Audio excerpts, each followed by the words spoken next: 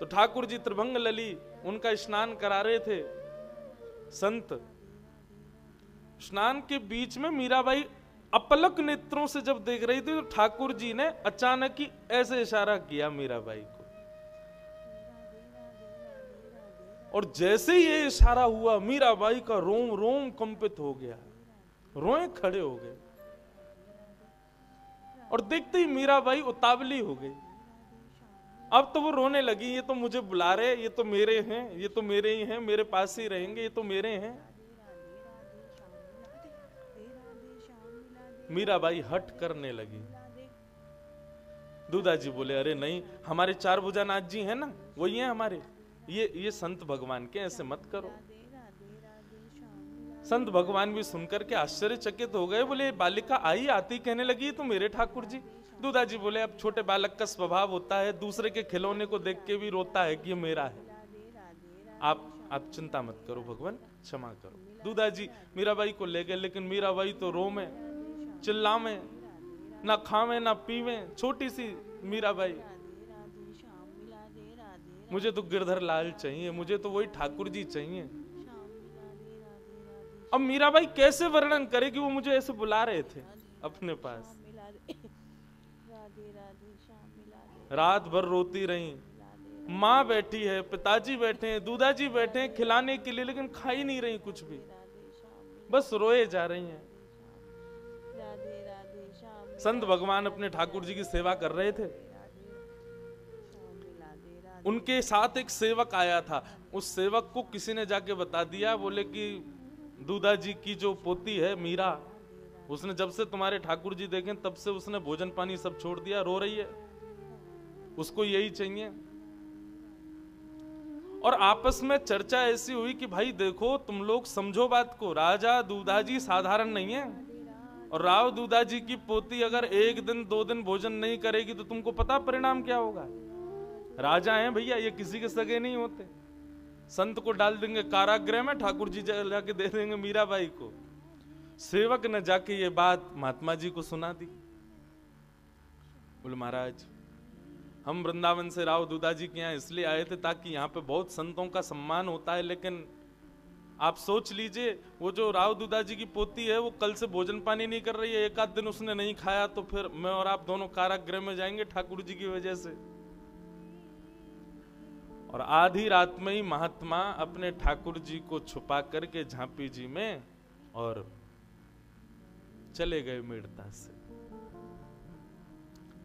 सुबह जब राव दूधाजी को पता चला कि महात्मा चले गए भय के कारण, तो उनको बड़ी आत्मग्लानि हुई। बताओ, हमारी लाली की वजह से एक महात्मा चले गए।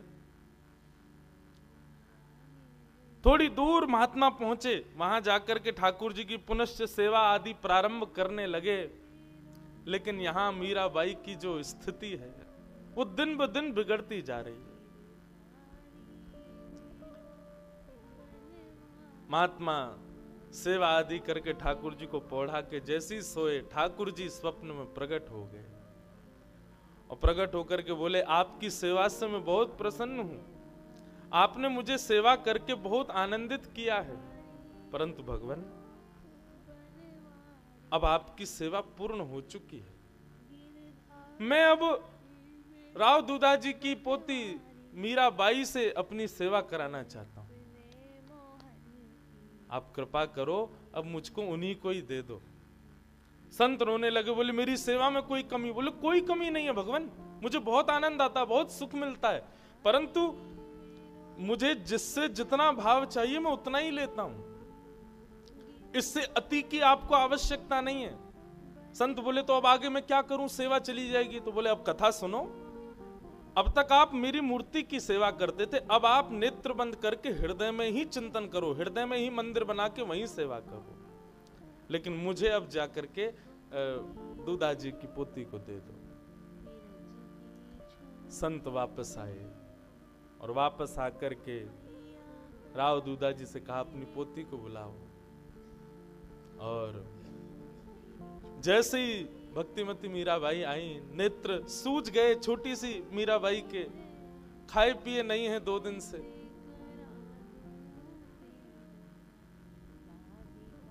संत ने अपने ठाकुर जी प्रदान कर दिए। लय मीरा है गिरधर तेरा, सेवा पूर्ण भई अब मेरी, जागा भाग्य है तेरा।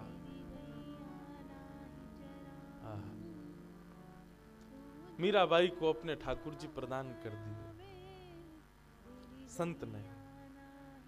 अब तो मीराबाई को जैसे ही ठाकुर जी मिले बड़ी प्रसन्न हो गई, हृदय से लगा करके पूरे राजभवन में घूम रही हैं। बंधुओं, ठाकुर जी का ये नियम है, किसी को यदि बहुत संयोग दे रहे हैं तो निश्चित है किसी को वियोग दे के आए हैं, और जिसको बहुत संयोग दिया है निश्चित है कि एक ना एक दिन उसको भी वियोग देंगे। ये भक्ति सिद्धांत है ठाकुर जी का।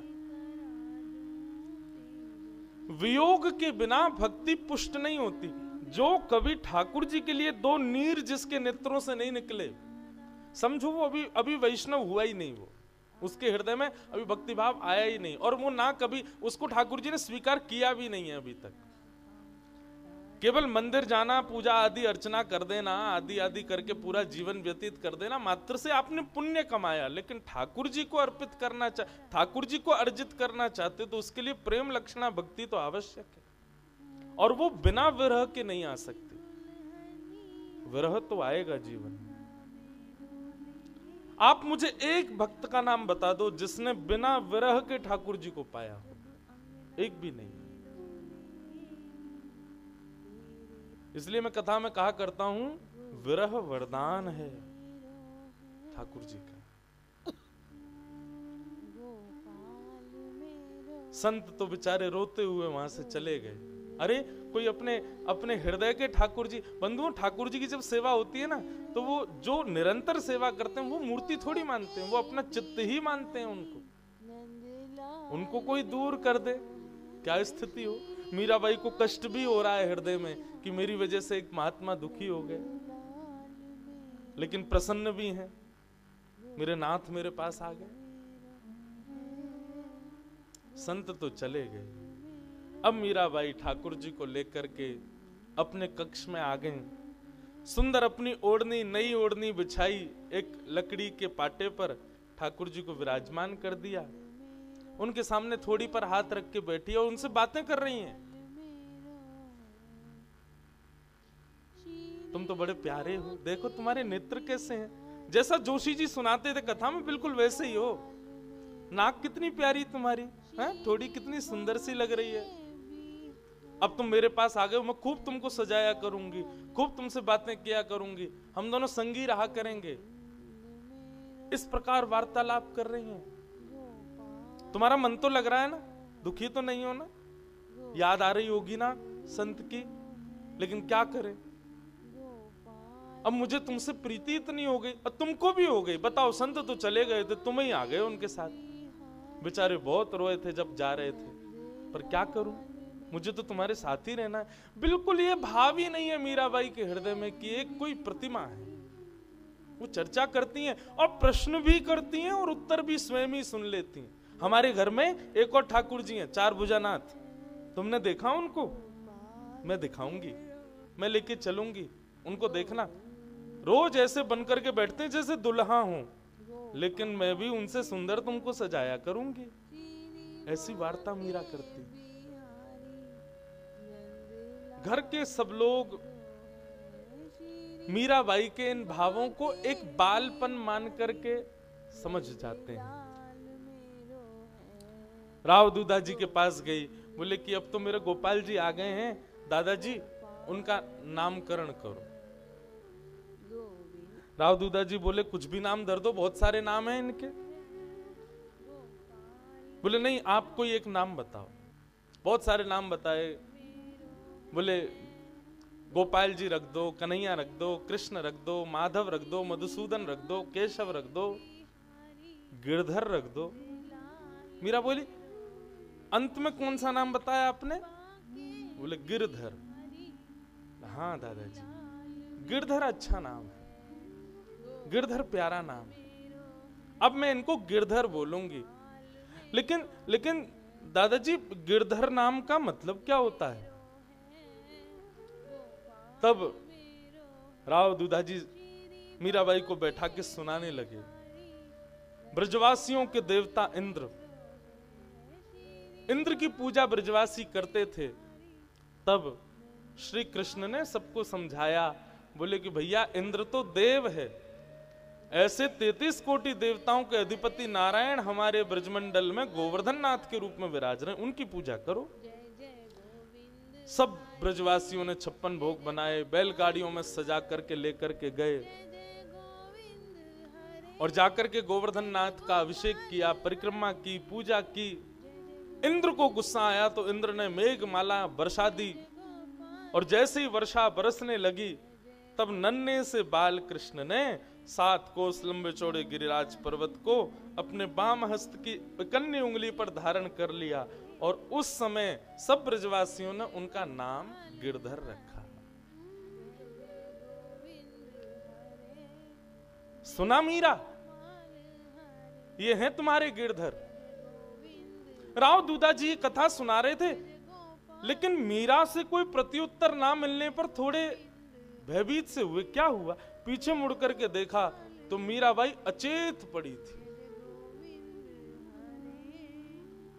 दौड़े सब लोग, दौड़ करके जल का छिड़काव किया, होश में लाने के लिए प्रयास किया।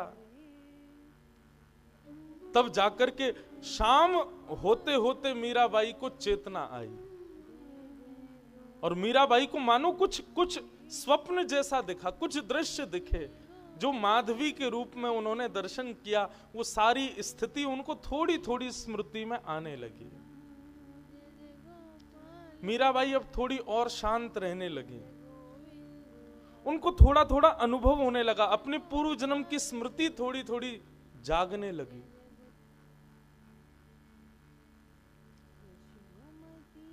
मीराबाई के माता पिता को बड़ी चिंता है इस बात की, हमारी बेटी साधारण नहीं है, खिलौने से खेलती नहीं, सजने का इसको शौक नहीं, गीत कहीं गाए जाते तो ये आती नहीं, 24 घंटे केवल अपने गोपाल जी के पास बैठी रहती है, उन्हीं की सेवा पूजा अर्चना करती रहती है। तब मीराबाई के पिताजी ने उनकी मां को बताया, बोले देवी सुनो, जब मीरा का जन्म हुआ था तब ज्योतिषियों ने कई बातें तो खुल करके बताई, पर एक बात गोपनीय रूप से मुझे बताई। महाराज, आपके केवल एक ही संतान है जीवन में, आपके और कोई संतान नहीं होगी, और यह संतान भी साधारण नहीं रहेगी, ये भगवत भक्ति की पराकाष्ठाओं को पार करेगी, मुझे ऐसा ब्राह्मण देवता ने बताया था।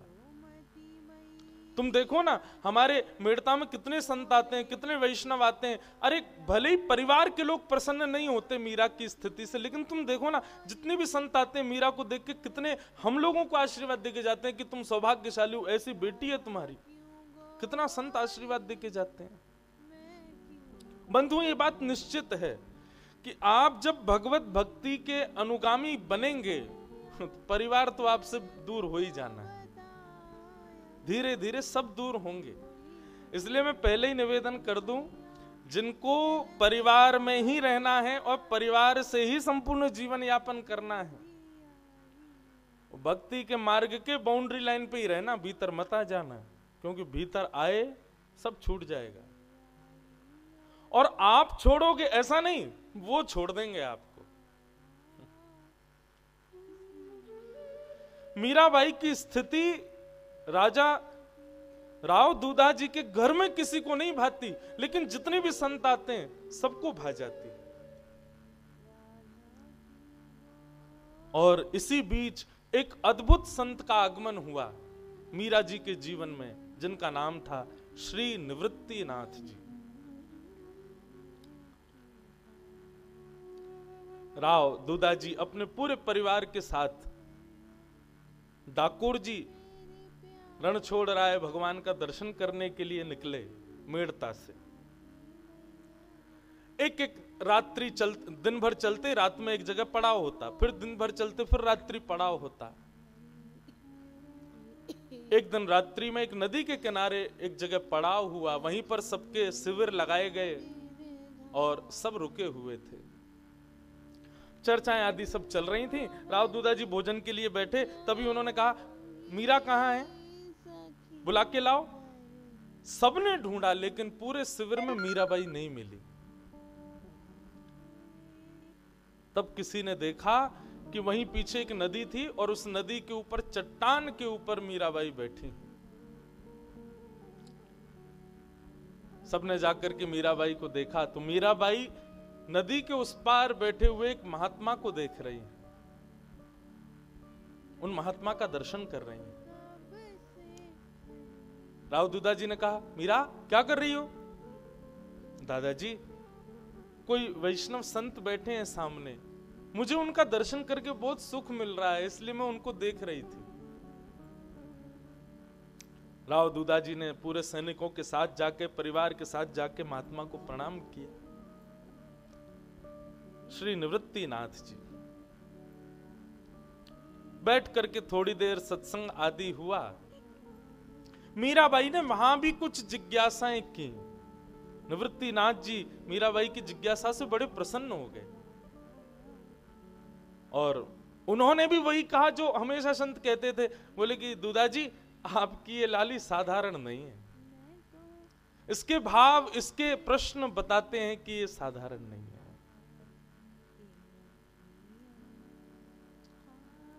राव दूधा जी ने कहा भगवान अगर आप कृपा करें तो आप भी हमारे साथ डाकोर जी यात्रा पर चलें, बीच में एक सत्संग होता रहेगा, अच्छा लगेगा।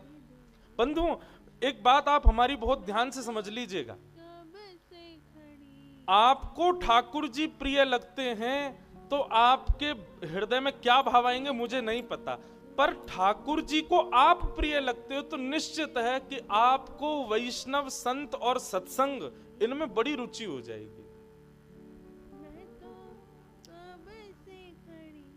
आप राव दूधा जी को देखिए, मीराबाई के पूरे परिवार को देखिए, वे कभी भी प्रायोरिटीज के रूप में संसार को नहीं रखते। सदैव संत हो, सदैव सत्संग हो, सदैव वैष्णव वार्ता हो, इसी को ही प्रधानता देते हैं। अब हम लोग यात्रा में कहीं जाएं, हम क्यों चाहेंगे कि बीच में हम कथा ही सुने? हम तो गाने चलाते हुए जाते हैं गाड़ियों में,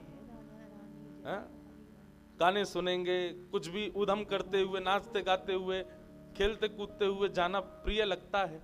परंतु राव दूधा जी राह में मिले एक साधारण संत जिनसे कोई परिचय भी नहीं है, बस उनसे निवेदन कर दिया आप चलो संग में, ताकि बीच बीच में जहां पड़ाव पड़े तो आपका भी सत्संग सुनने को मिलेगा। ये ठाकुर जी आपसे प्रेम करते हैं तभी ऐसा होता है, संतों के प्रति ऐसे भाव तभी प्रकट होते हैं। हमारे अष्ट सखा कहते हैं गिरधर जब अपनों करी जाने, ठाकुर जी ने आपको अपना बनाया कब जानो? बोले ताको मन भक्त तन की सेवा, संत चरण रज सदा लुभाने, गिरधर जब अपनों करी जाने। माफ कीजिएगा बंधु, लेकिन आपकी किसी भी स्थिति में आप वैष्णवों के प्रति, संतों के प्रति, भक्तों के प्रति ज्यादा निष्ठा आपके हृदय में प्रकट नहीं हो पाती है, तो इससे आप संकुचित मत होइएगा, पर प्रयास करना कि प्रकट हो, क्योंकि वो जब प्रकट होती है तब ही ऐसा संभव हो सकता है कि ठाकुर जी आपसे प्रेम करते होंगे। निश्चित है। श्री निवृत्तिनाथ जी राव दूधा जी के उस यात्रा में संग हो लिए। मीराबाई ने निवृत्तिनाथ जी से कहा भगवान हम डाकोर जी क्यों जा रहे हैं? निवृत्तिनाथ जी बोले हम भगवान का दर्शन करने जा रहे हैं। बोले जोशी जी कथा में बताते थे कि भगवान तो सब जगह रहते हैं, जड़ चेतन आकाश पृथ्वी जंगम खम्बायु अग्नम सलिलम महिम, जब भगवान सब जगह है फिर एक उस ठाकुर जी को देखने के लिए हम डाकुर जी क्यों जा रहे हैं? निवृत्तिनाथ जी बड़े प्रसन्न हो गए। मतलब रोज के सत्संग का विषय मीराबाई ही देती है निवृत्तिनाथ जी को। और छोटी सी मीराबाई का भाव सुनकर के निवृत्तिनाथ जी बोले बैठो मीरा मैं सुनाता हूं। ठाकुर जी हैं तो सब जगह, लेकिन कहीं कहीं भक्तों की प्रेम लक्षणा भक्ति पर ठाकुर जी जब कृपा करते हैं और कृपा करके अपने भक्त के लिए कहीं विराजमान हो जाते हैं, तो वैष्णव लोग आस्था को और अपने भाव को और पुष्ट करने के लिए उस स्थान का दर्शन करते हैं।